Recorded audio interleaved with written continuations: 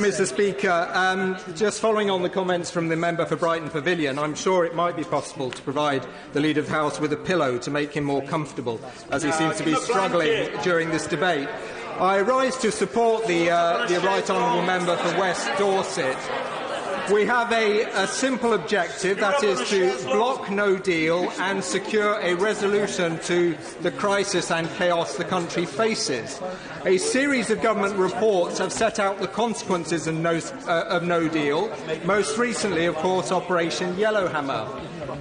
Medicines, fuel and food shortages, increased risks on the border between Northern Ireland and Ireland, and the government have been so shocked and embarrassed that they've attempted to sanitise, in fact make this report disappear. But it's in the interests of all our constituents, apart of course from those who are busy shorting the pound, to block no deal.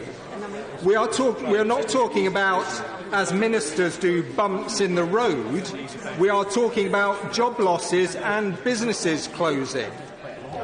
The other side claim that taking no deal off the table damages our prospects of securing a deal.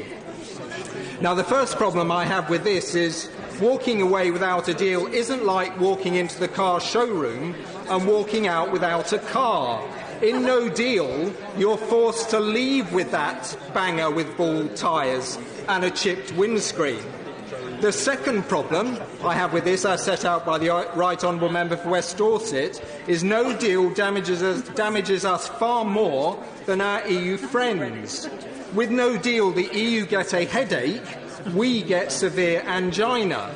The final problem is that there is no evidence the government are seeking a deal.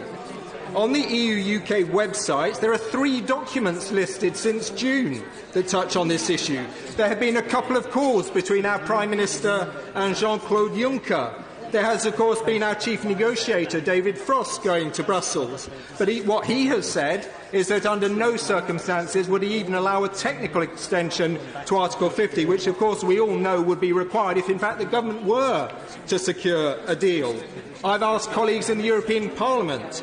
We've asked Guy Verhofstadt, is there any evidence whatsoever that the government are seeking a deal? And the answer is there is total radio silence from the UK government on deal negotiations. And of course we've had the charming Dominic Cummings, the man who has staff escorted off the premises by armed police officers, who let the cat out of the bag when he said that the negotiations are sham. To conclude tonight, Mr. Speaker, we must act. 1, to stop a calamitous, jobs-destroying, influence-sapping no-deal Brexit. 2, to force the government to find a way out of a paralysis which is destroying our country's credibility, tearing communities apart and stopping the government dealing with the real problems we face as a nation, and allow the people to express their views on its appropriateness through a people's vote. And finally, to demonstrate that the UK Parliament will resist the shutdown of our democracy and the authoritarian power grab of a rogue minority government. Andrew Bowie. Thank you very much, Mr. Speaker. It's been quite